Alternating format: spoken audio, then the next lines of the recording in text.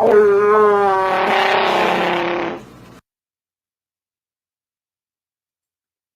1987, 5 young Bigfoot, using brutally honest rhymes and hardcore beats, put their frustration and anger about life into the most dangerous place in America's woods, and the most powerful weapon they had, their music.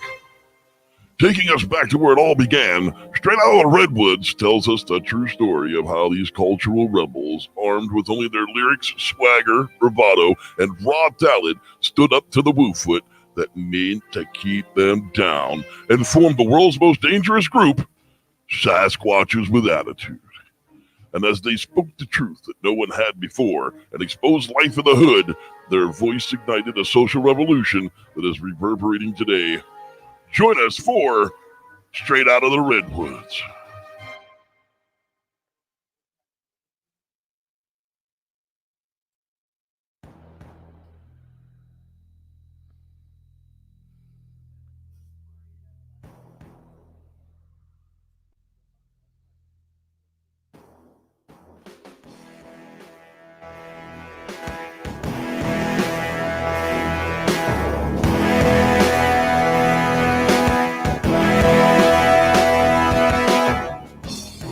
Welcome, everybody. That's right.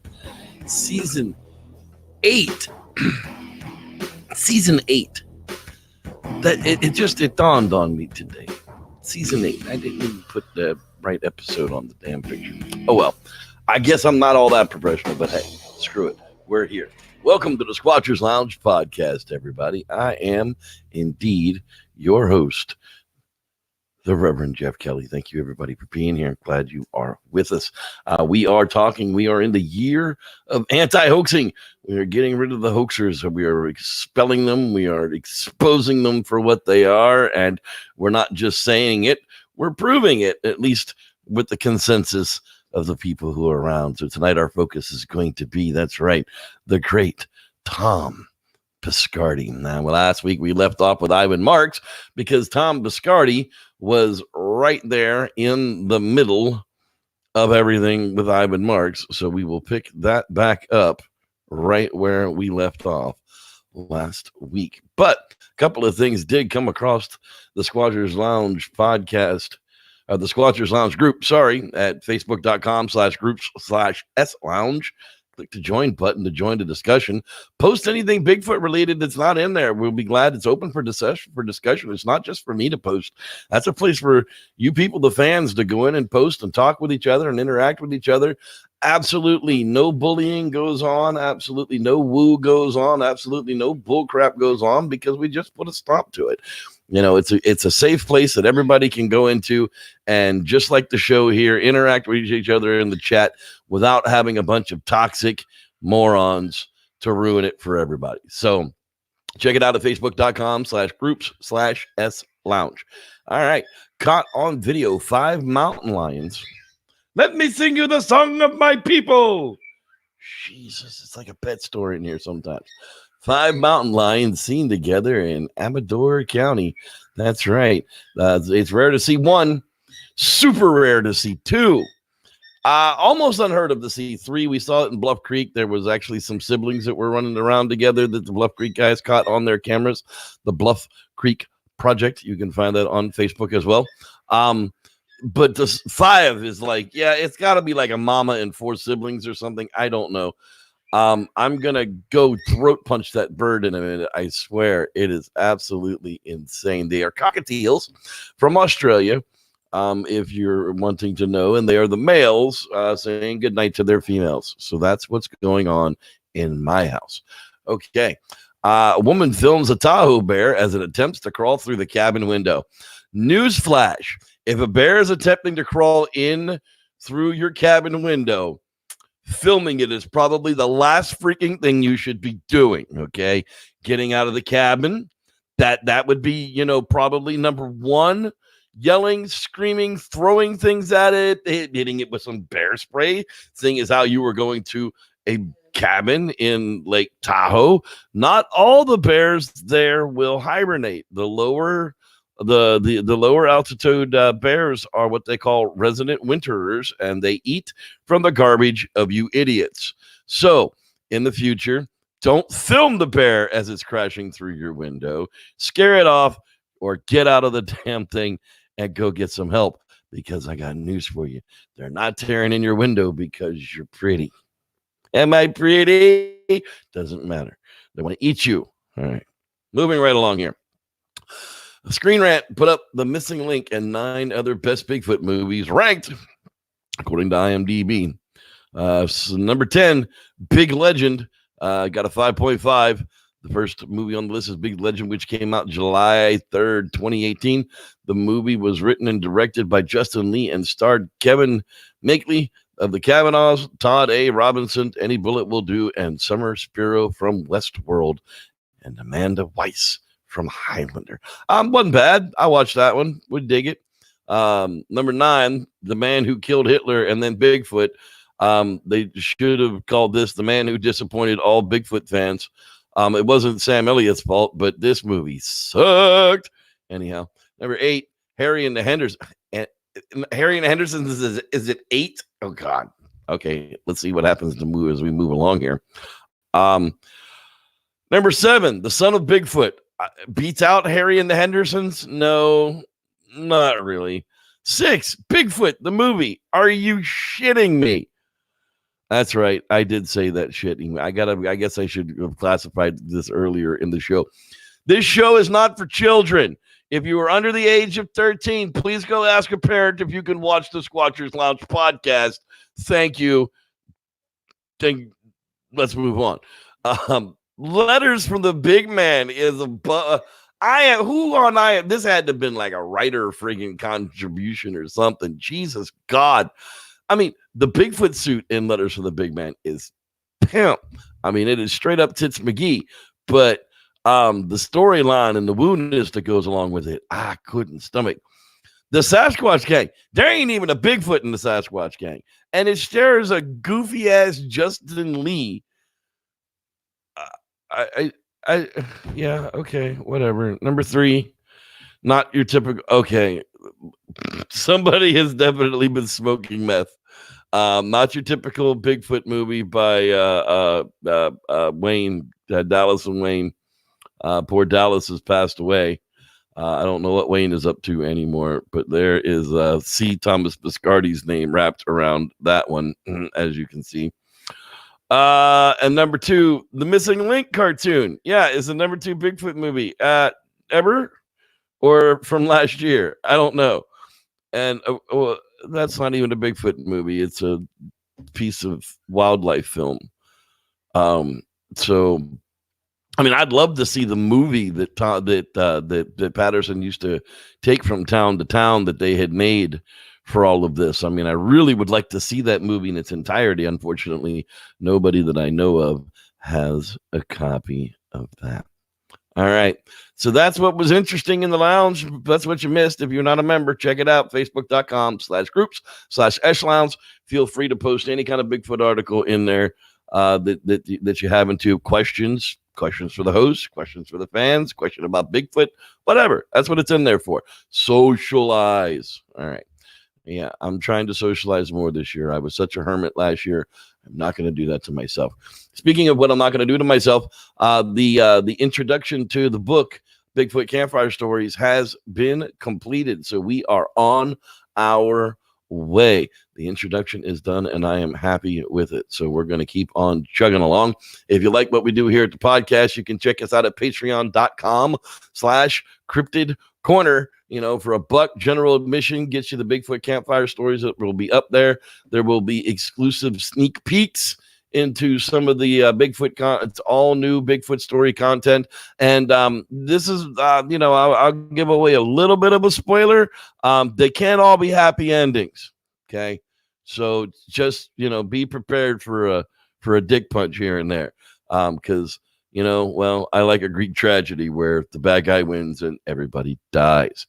So with that said, check out Reverend Jeff's Cryptid Corner and Paranormal Escapades. And I will actually be doing a lot of videoing from the creek sides in Gold Country here in California this season, because I am not going to be a shut-in, as I said before. Speaking of not a shut-in, it is time for our Quasi Theory of the Week with Mr. Dean Cooper. So here you people are, the old fool.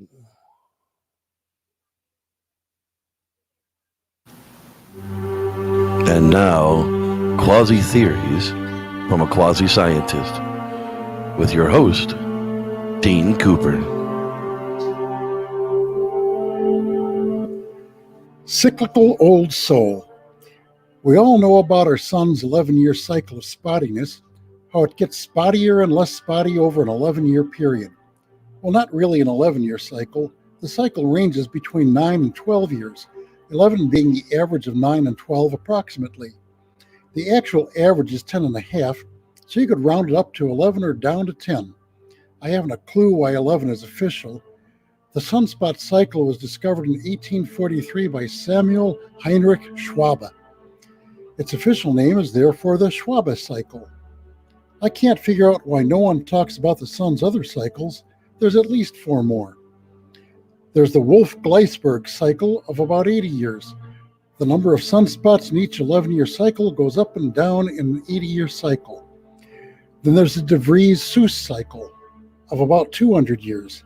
It is based on increasing and decreasing concentrations of carbon-14 in ice core and tree rings.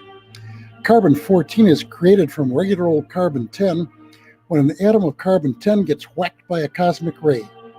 When the sunspot cycle cycles down really low, and there are very few sunspots, the sun's magnetic field gets weaker and starts letting more cosmic rays hit the Earth. Cosmic rays, by definition, come from the cosmos. You know, way out there somewhere. The Bray-Hallstatt cycle is about 2,300 years long. Its existence is inferred not only by carbon-14 measurements, but also by beryllium-10 measurements. There's a proposed solar cycle that hasn't been named yet. It's around 6,000 years long. So what's it all mean, you may well ask? Well, when you take all these sunspot cycles and the implied variations in the sun's energy output, you get things like the Maunder minimum. What's the Maunder minimum, you may well ask? It was the last time the cycles ganged up and sunspot activity nearly vanished for 70 years, from 1645 to 1750. About the coldest period in the Little Ice Age. What's the Little Ice Age, you might well ask? That's for me to know and you to find out about next week. You may read the text of this on my blog at bydean.com. That's BHAIDIN.com.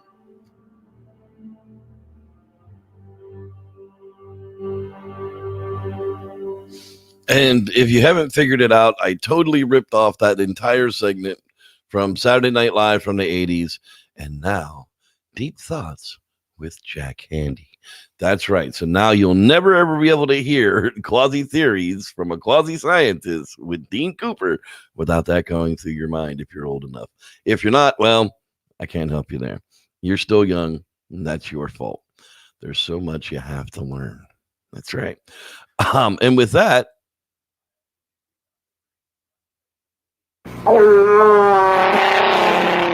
Bigfoot call or fat girl fart, you be the judge.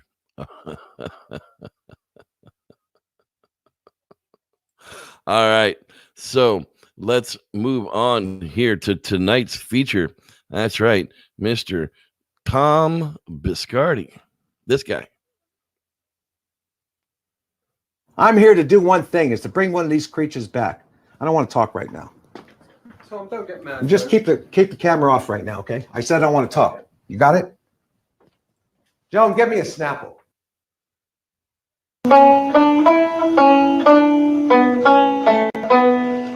Now, Thom Biscardi started a film company just to promote Ivan Marx's hoaxes.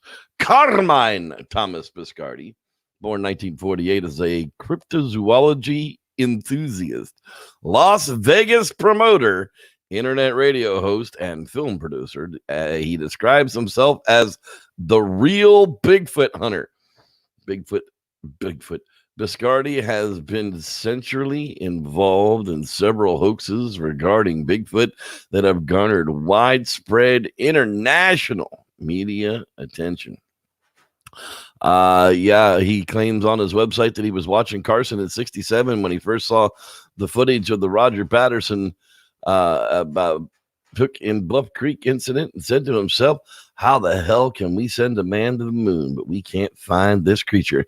He got a start in the late 60s and early 70s when he met and was mentored by Ivan Marks, another well-known Bigfoot hoaxer of the time.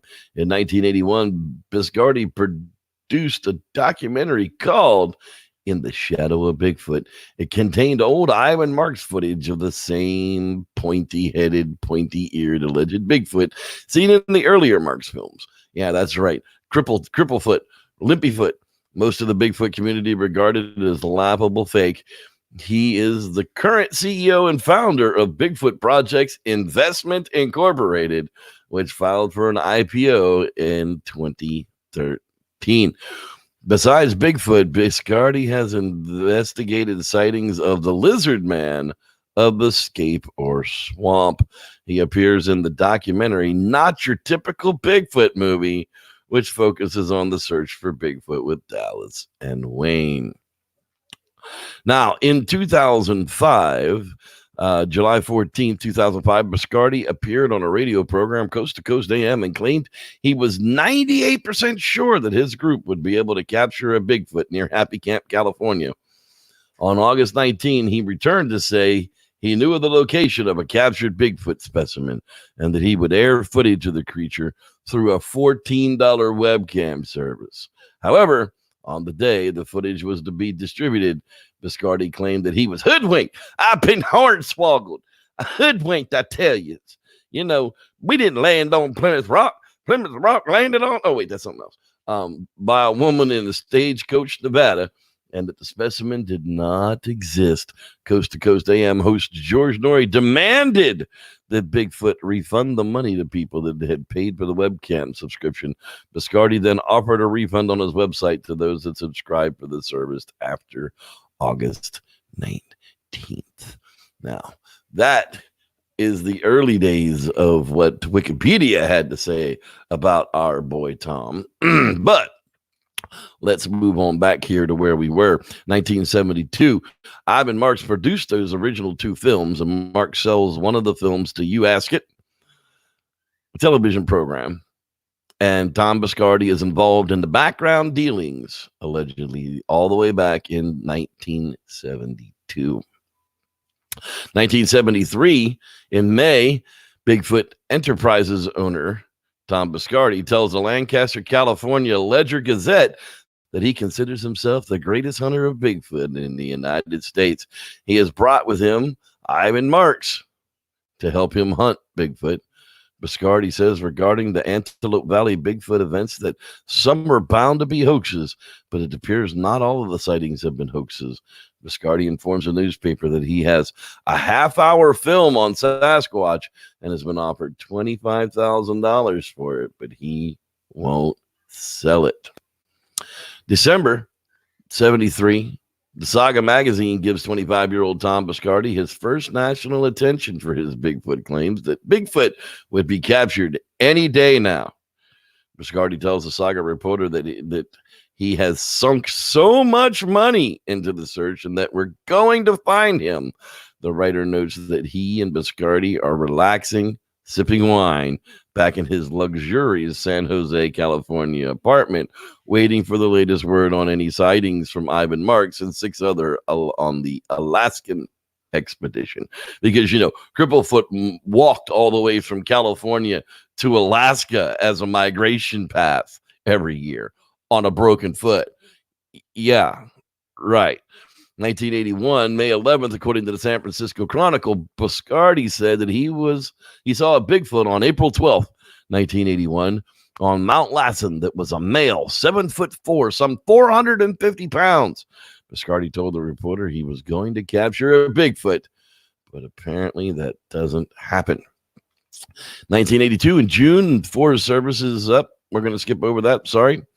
1983, Thom Biscardi is the executive director and associate producer of In the Shadow of Bigfoot, a self-proclaimed documentary that contains old Ivan Marks footage of apparently the same pointy-eared Bigfoot seen in earlier Marks films. It also contains the infamous Bigfoot in a snowstorm scene that had many film reviewers and John Green laughing off their seats. Critics are unexcited by this film and note it was full of factual errors. Biscardi's company's Amazing Horizons Incorporated distributes In the Shadow of Bigfoot. Good for entertainment value only, wrote Mike Quast in his long entry on Ibis Marks, with notes on Biscardi in his book, Big Footage, A History of Claims of Sasquatch on Film. 1983 to 1999, Thom Biscardi reportedly and allegedly works as a Las Vegas promoter and showman. Rumors circulate of deals allegedly going badly and co-producer complaints. He's MIA till again right after Ivan Marks dies in 1999. That was when things got a little bit busy in the background. I'm looking for the next step up here. In January 2004, Biscardi reappears and issues a press release stating he's trying to obtain over $1 million for a corporate sponsors to conduct a Bigfoot expedition. The timing of this current expedition was prompted by the recent sightings and news report of an albino Bigfoot. Biscardi has seen and has a photo of a baby Bigfoot with white fur. The photo was taken by tracker Peggy Marks. Noted their press release later, Biscardi says his expedition is going to be a pay-as-you-go trek like the BFRO ones taking place in 2003. Biscardi's group names, American Bigfoot Expedition, then morphed into the GABFRO, LMNOPTSPQ, Great American Bigfoot Research Organization. Then in 2005, Ivan Marks' grandchildren, the Hickmans, and Thom Biscardi claimed to have seen a Bigfoot near Bernie, California. Unfortunately, Biscardi told the media he left his tranquilizer gun and his wire mesh grenade launcher at home.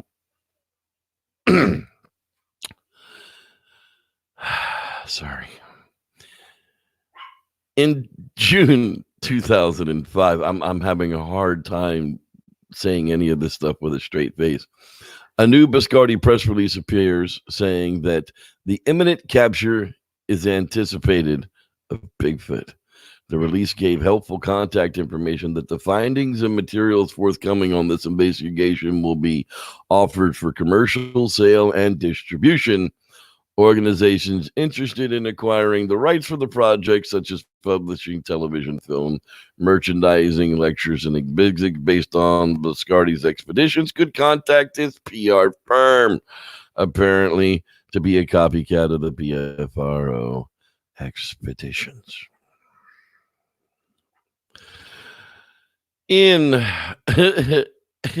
2005 in July, in another copycat move, Biscardi says he's going to have a pay-per-view live feed from his expedition site 24/7 for $19.95 a week, or a pass for $59.95. A site, findingbigfoot.com, is created for Biscardi's streaming video. Biscardi leads an expedition to find Bigfoot at Happy Camp in the Klamath River Valley in Northern California. The seemingly sure-fired plan was to shoot Bigfoot with a stun gun,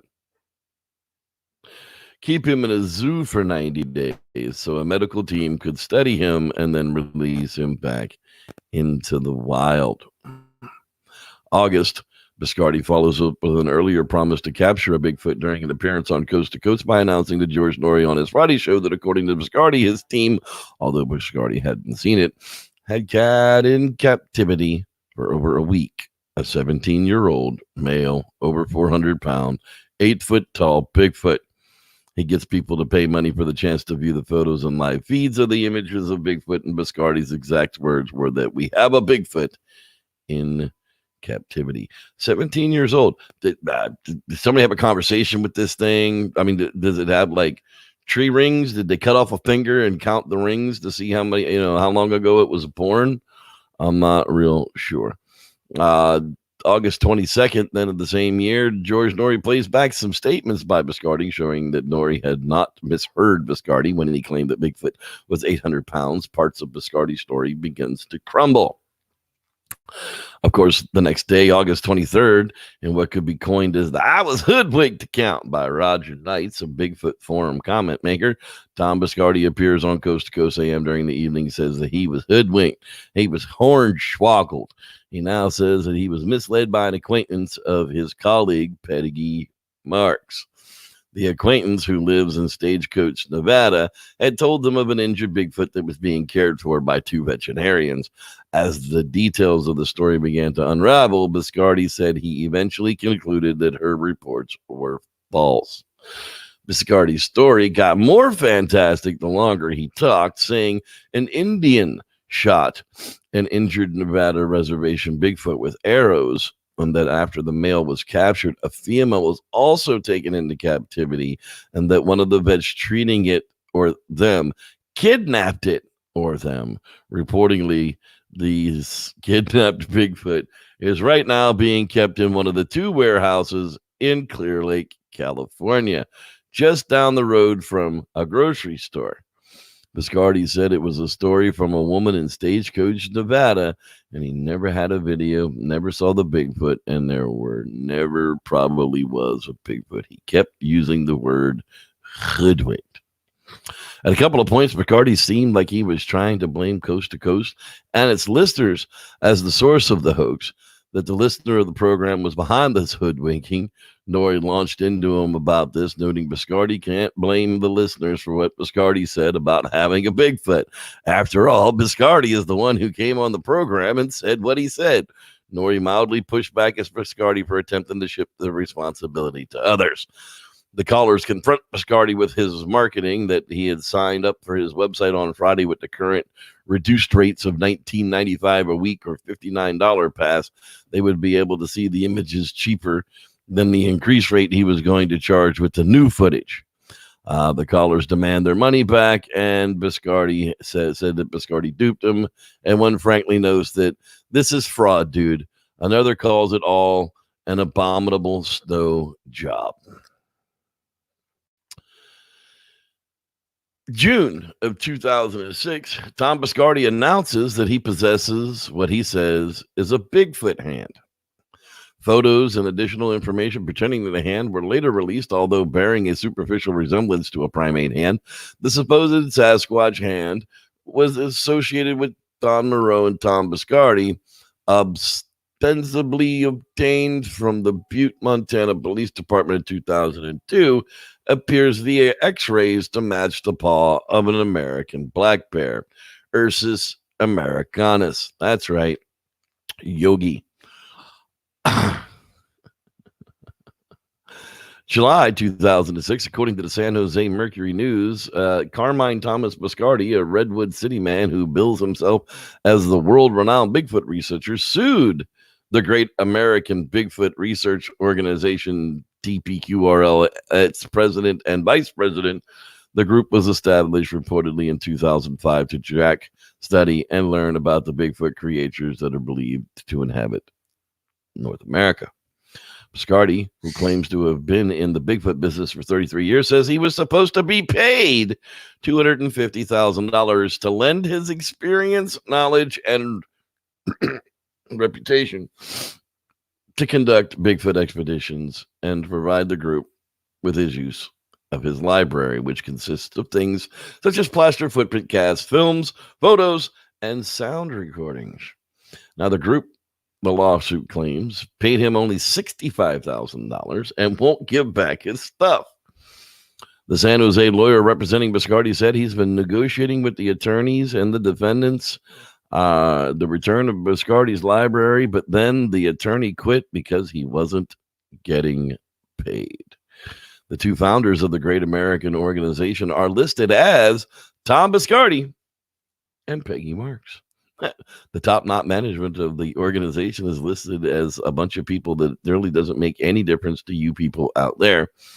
In 2006, August, Ray Crow writes that the Bigfoot-oriented The Track Record would be published again as Thom Biscardi was going to pay for it. Ray Crow says on August 17th, now Thom is my best friend.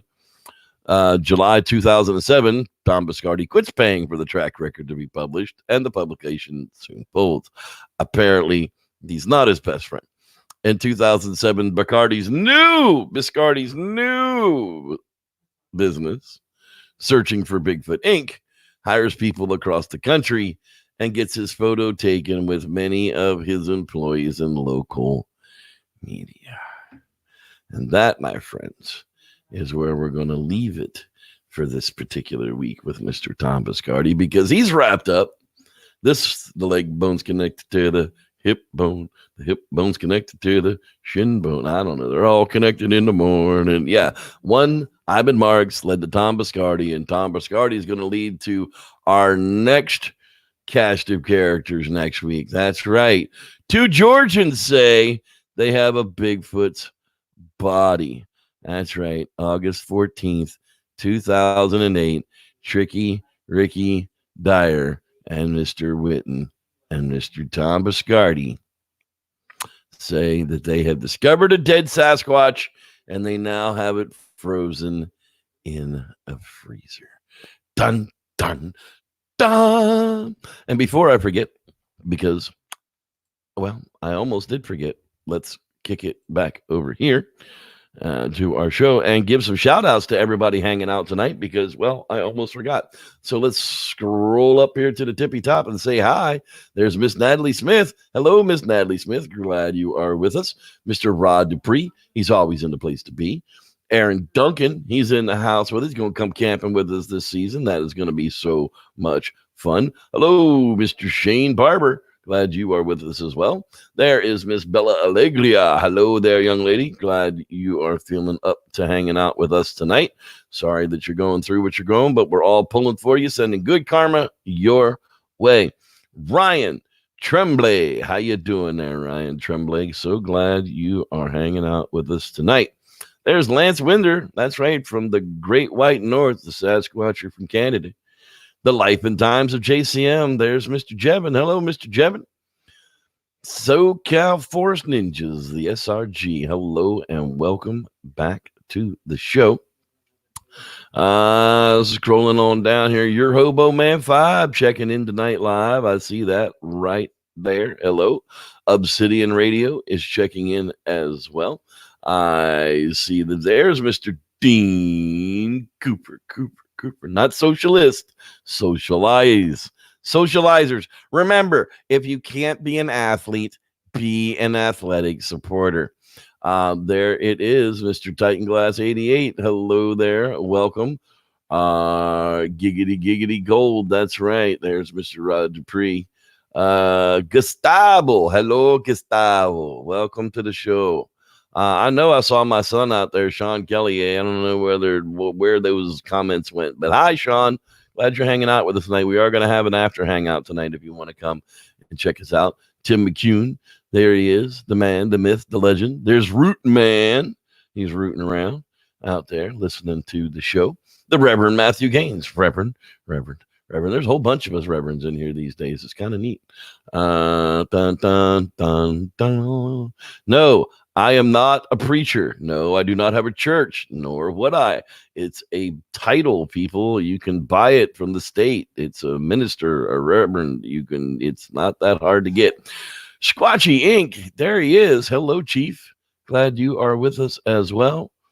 He's going to hang out with us next week because we're doing Bigfoot Entertainment Monthly. That's right. We're going to wrap up the Expedition Bigfoot and see what happens. Obsidian Radio. There he is. Hi there. Dave Jackson. There's Dave Jackson. Glad you're in the house tonight. Matt Hooper. Hello, sir. Glad you are with us as well. North County Bigfoot's checking in as well. And we are getting down to the bottom of the nitty gritty. There he is. I see he has said hello back as well. And there we are at the bottom of the list. So if I haven't said hi to you, I'm sorry, because I tried to make sure. Big Dot Alpha, there he is, dude. How you doing there, Mr. Mendoza? Glad you and the Squatch Dogs are hanging out, checking out the show. That's right, Thom Biscardi. That punk. Oh, I can't believe the things that he has done in the Bigfoot world. All right, that's right, the Reverend Dean Cooper. That's right. He is also a reverend. Okay. So I do have a Bigfoot campfire story. Matter of fact, my absolute favorite Bigfoot campfire story. Bigfoot attacks a family in Arizona. And I got to tell you, it literally probably is my favorite Bigfoot campfire story. So thanks everybody for being here tonight. Come back next week. We will have Bigfoot Entertainment Monthly. And we will wrap up a bunch of stuff, and I will have the after hangout up after the Bigfoot campfire story. Thanks so much for being here, and may the Squatch be with you. What the? You guys hear that? Holy crap. I'm pretty sure that's a Bigfoot. Let me tell you a story. Welcome to season 2. Welcome to another edition of Bigfoot Campfire Stories for season 2. I was reminded of this story during an episode of the Squatcher Lounge podcast. The tale of poor Junior Spade and his father Bill. While in the wilds of the Mogollon Rim, building a log cabin, several fate-filled events took place. Let's hear their story. It was in the spring of 1976, and my son Junior and I were headed up toward Turkey Springs, Arizona, where I had inherited a small bit of land on right adjacent to the Apache Stivgreaves National Forest. Junior had just turned 12 and was already quite the woodsman himself.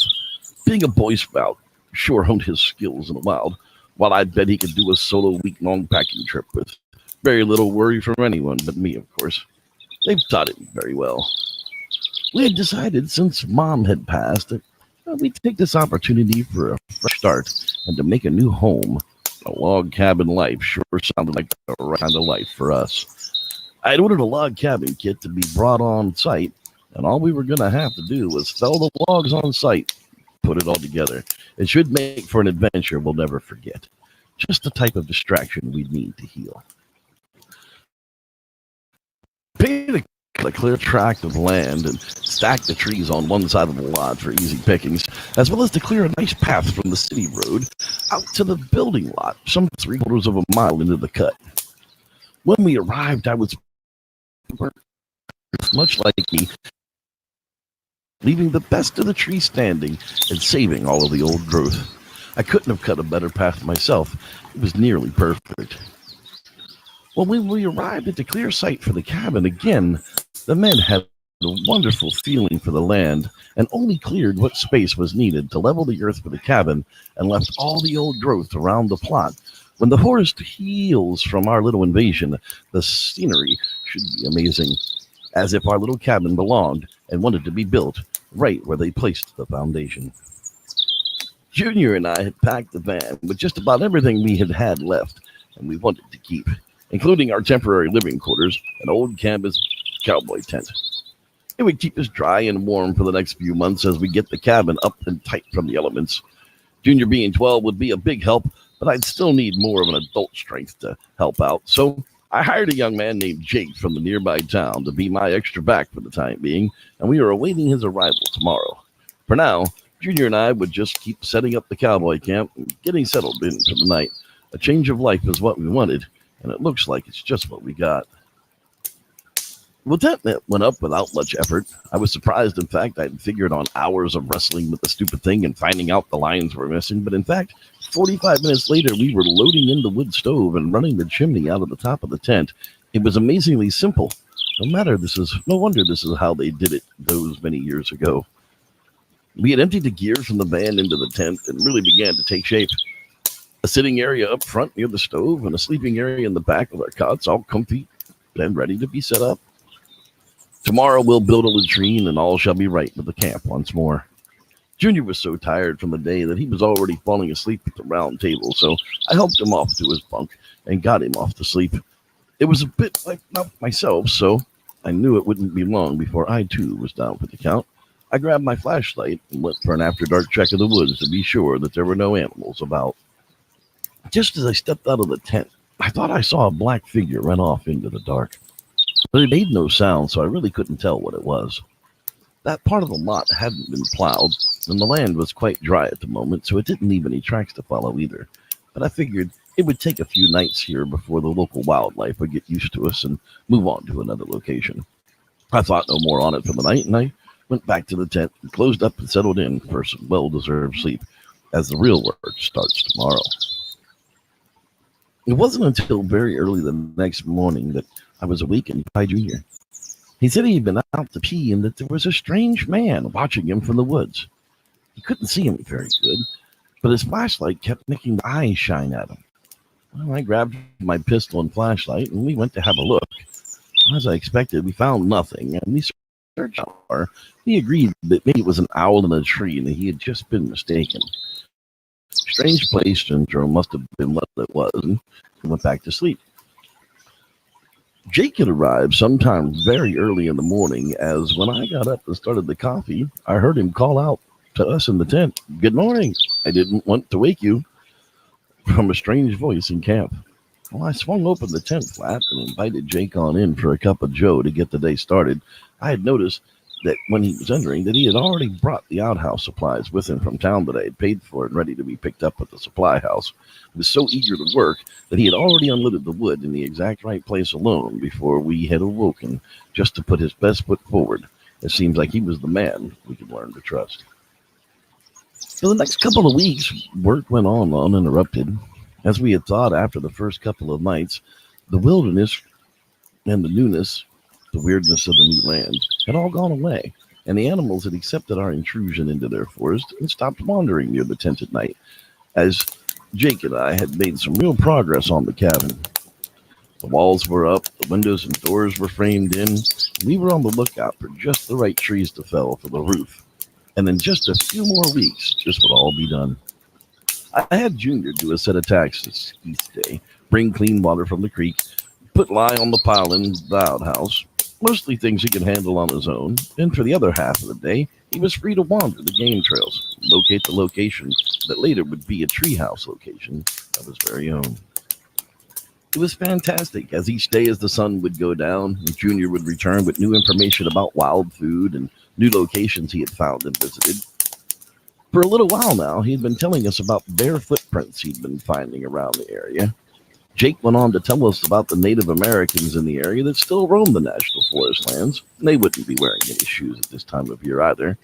Many times the tracks were theirs, but there were other stories told of a Bongyon monster, a Bigfoot, if you will, that wanders the rim territories and does bad things when they cross humans' paths.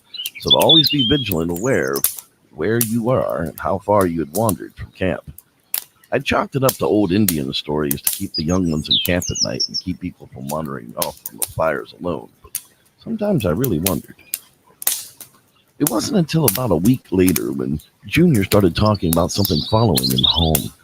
He could never get a glimpse of what it was, but it always seemed to be there, as he could hear a low whistle from just out of sight in the woodland. I suggested Junior stay in camp for a few days, as if it were some kind of a big camp or a prowling animal following him, thinking about food. An animal attack would be the last thing anyone would want. Everyone kind of agreed. We all kind of stayed near in camp for the next few days.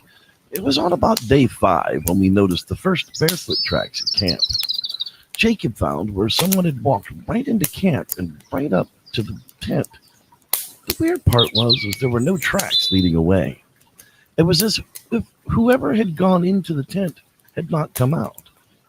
The fact that these were bare footprints and they were huge kind of got lost for a few moments until Junior bent down and laid his hand next to one, and we all realized that this could have been no man. We searched the tent, of course, and there was nothing. Nothing had been disturbed. and it seemed to have just vanished, at least for the time being. And then the weather had started to turn on us. Being summer now, the rains could actually set in for a day, 2, sometimes 3, until they lift. And had done this to us a couple of times already. Jake had decided to head back into town for a couple of days and check on his place and pick up supplies. When the weather broke, he'd rejoin us back here at camp and get the rest of the roof cut and in place. So it was just me and Junior here now to wait out the weather. We both agreed that we wouldn't go anywhere alone. Since the visitor had come to camp, it was just about dusk when Junior proclaimed that he had to visit Browntown, so off he went out of the tent. The outhouse was just 20 yards from camp, so he didn't feel the need for me to hold his hand this time. So I just left the tent flap open so I could see, and there he went. He sprinted like an Olympian to the outhouse. He was inside before he could even barely get wet. A few minutes had passed, and the outhouse door flew open, and out popped the later Junior, who then promptly closed the door and started his sprint back to the tent. But to my horror, he never made it. I thought it was some kind of a movie playing out in front of my eyes, but a giant hairy creature emerged from the woodline and intercepted Junior not 5 yards from his run to the tent. It picked him up off of his feet, tore off in a flash into the woods. My boy clutched at its iron arms, and all I could hear was Junior screaming off in the distance. It took me a few moments to realize that it was actually me screaming in horror at what I had just seen. I quickly came to my senses, threw on my poncho and grabbed my shotgun, slid on my boots, and ran off in the direction the creature had run. There were deep tracks plowing through the soaked ground, even more heavy now with my boy in its grasp. I could only imagine Junior kicking and clawing and punching the creature in an effort to let him go. It couldn't keep him held for long, or it would end up hurting him, so I knew I had very little time. I followed the tracks as fast as I could, but they covered twice the ground, twice as fast as I could. There was no way I could give up. I followed the tracks for what seemed like forever, my worst thoughts running through my head, my mind of what could be happening to my son. Then I heard him scream, "Dad, help me!" And I ran in that direction just as fast as I could manage. Finally, as I came to a very small clearing in a very dense part of the woods, there on the ground was Junior, a little worse for wear, but alive. While I ran towards him, I only got a few feet when a very large, hair-covered monster stepped out of the trees between us. It appeared to be a female, as there were breasts present, barren of hair. She had wide hips like a woman of many births had had. 2-inch long hair that got longer to the wrists and ankle covered her body, except for the palms, breast, face, and feet. It was very reddish, dark fur. She was taking possession of my son, and I had no choice but to aim and fire my shotgun to regain control. I blasted the creature at point-blank range, and she charged at me, knocking me to the ground and knocking away my shotgun out of sight and unreachable. She stood over me, bleeding from the chest where the bird shot had busted open the skin very deeply, but not enough to kill her. Junior screamed out again as she turned to look his way.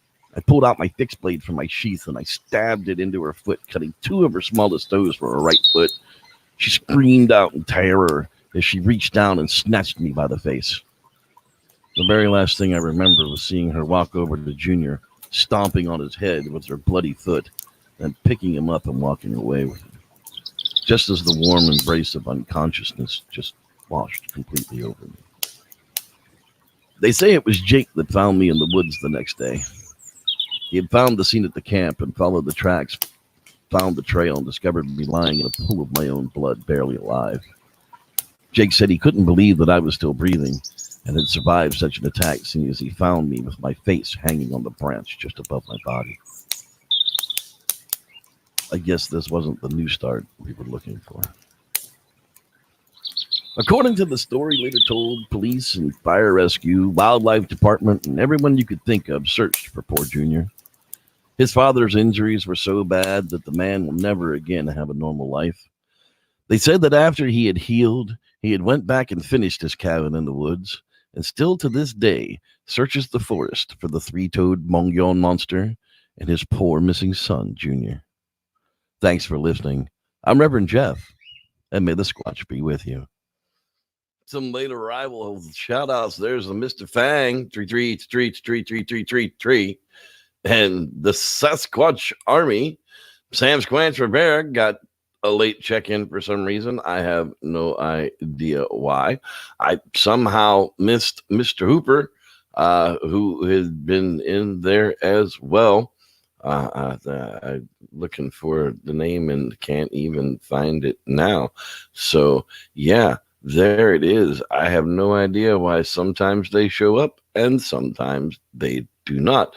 But I did want to give those last few shout outs. There it is, Matt Hooper. I see you have checked in with us as well. So, glad everybody was here tonight. We will see everybody next week. And again, may the Squatch be with you.